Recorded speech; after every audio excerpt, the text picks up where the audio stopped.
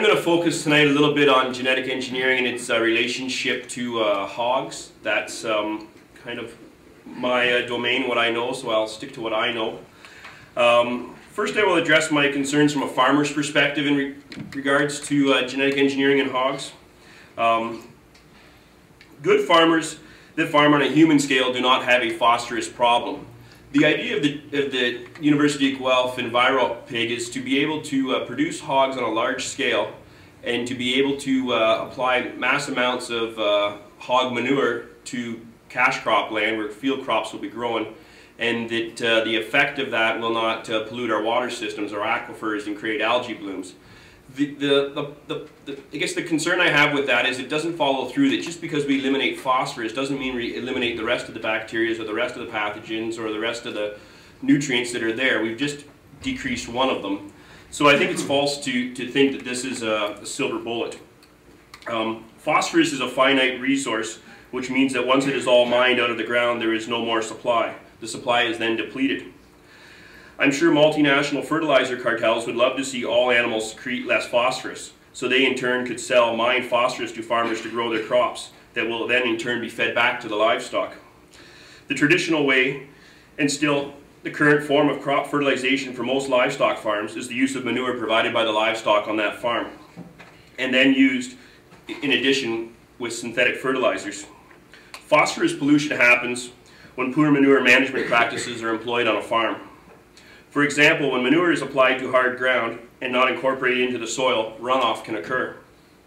When manure is applied to snow-covered fields and the snow melts, flooding can occur and manure can be moved to areas that it should not be and pollute waterways and aquifers.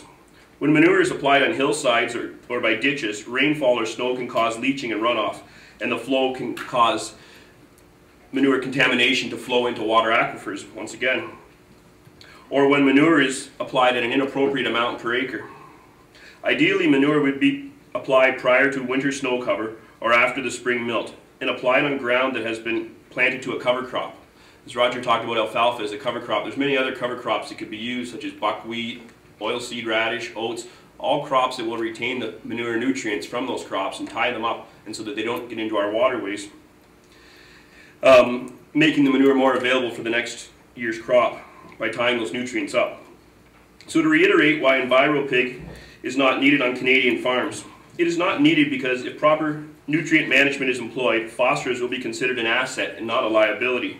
This technology does not take into account all of the other parts of the nutrients that are found in the manure that will stay and make their way to our water tables. From a genetic standpoint, EnviroPig will destroy thousands of years of intelligent design that has been orchestrated by Mother Nature herself. To allow a whole species to be genetically altered would be a crime against humanity. What will the next thing be, and when will enough be enough? My opponents will say that they are not modifying a whole species, only special selected lines, but they will have no control over future generations of animals once they are released into the marketplace. Swine are bought and sold at livestock auctions, farm sales, from breeders, and there will be no realistic way to truly be able to monitor and track these animals in perpetuity, and this will lead to contamination that will overcome this gene pool and over time infect all swine simply by genetic contamination. My biggest fear is that those farmers not wanting this technology on their farm or in their herd may have no choice because of the ease and likeliness of the chance of genetic contamination that will result from human error or poor business practices. The same results can easily be achieved by simply feeding a phytase supplement. And just so I had my numbers correct, I talked with a couple of feed specialists today to get their take on phytase supplement. 1 kilogram of this supplement costs less than $5 a kilogram. And 1 metric ton of feed only requires 250 grams of phytase supplement, which works out to be less than 25 cents per hog, and a savings of 15 kilograms of phosphorus per metric ton is achieved, offsetting the supplement cost and creating a savings, all while no genetic modification is required. Market risk and potential harm. Ontario hog farmers cannot be led like lambs to slaughter. The marketplace will simply not accept this type of a product. Public support for it is zero. Hog farmers need to know that they will potentially lose many export markets, thus depressing the pork price even further than historically. I have recently had the opportunity on a few occasions to hear Wilma Jeffries, chair of Ontario Pork, make some very bizarre statements that led me to believe that there is a lack of understanding and knowledge at the highest levels of Ontario Pork on what consumers want. She said recently in a meeting in Stratford, Ontario, the Canadian-European Free Trade Deal Agreement would be great for Ontario pork farmers, and that exports would boost their sales and demand for Canadian pork products, thus increasing the price paid to farmers. Last time I checked, Europeans are strictly against GMO crops and livestock, and continue to be. The new European Free Trade Deal Agreement does not make any room for increases in genetic contamination. She then said at a county pork producer meeting that the Enviro pig technology has great potential to be licensed to other countries such as China, where 50% of global pork production is done. Does she believe that this will empower Canadian farmers, giving the Chinese even more of a leg up on Canadian farmers who already must subscribe to much higher production standards than they do in China? Ontario hog farmers have had so many challenging years, and the release of such technology could be the final nail in the coffin of the Ontario swine industry. Is this a legacy that the University of Guelph wants to be saddled with? Knowing they helped lead to the destruction of a once vibrant hog industry in Ontario and in Canada, the University of Guelph is not alone in this partnership.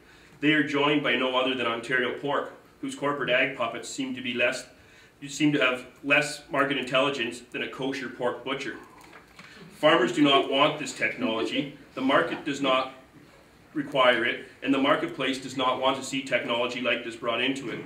Ontario Pork and the University of Guelph must remove their application from Health Canada and take the high road on this issue now. This is not a battle that they are going to win with public support. It will not happen.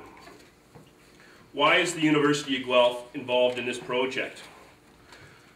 Well, I can't speak for the University of Guelph, but I can obviously speak to my own opinions. Well, the answer is simple, I believe. Money, money, money. Follow the money. It sees the potential for financial reward. They are not planning to return this technology to farmers for free. No, they will license it and charge farmers a royalty fee, keeping in mind that currently farmers pay no royalty fees for hogs for any reason. This will be a new added cost to hog producers here in Ontario and Canada. They will likely have to have a way to enforce that farmers pay the royalty fees, and if farmers do not, they will more than likely be charged or sued in the same fashion that companies like Monsanto do to farmers that they believe are in possession of their technologies. I do not believe this empowers farmers. And as you all know, the greatest relationship is between the University of Guelph and Monsanto. So I don't doubt that the university would be afraid to take a lesson or two from Monsanto on how to maximize their profits, or potential profits, all in the name of research. The heavy-handed enforcement is done to create fear and profit, all things that lead to farmers being less empowered. We as a society need this project to be stopped. It is bigger than just the Enviro pig. What comes next? We need our universities to work on issues that empower farmers and do not depower farmers, such as the Enviro pig does, I believe. The reason that universities do not spend their time researching things that empower farmers is simple. Most of those things return no profits to multinational corporations and family farms. And family farms simply do not have the money to pay for research that helps keep the doors open in universities like Guelph. So university researchers are bought and sold like the Enviro pig they were hired to create. Thank you.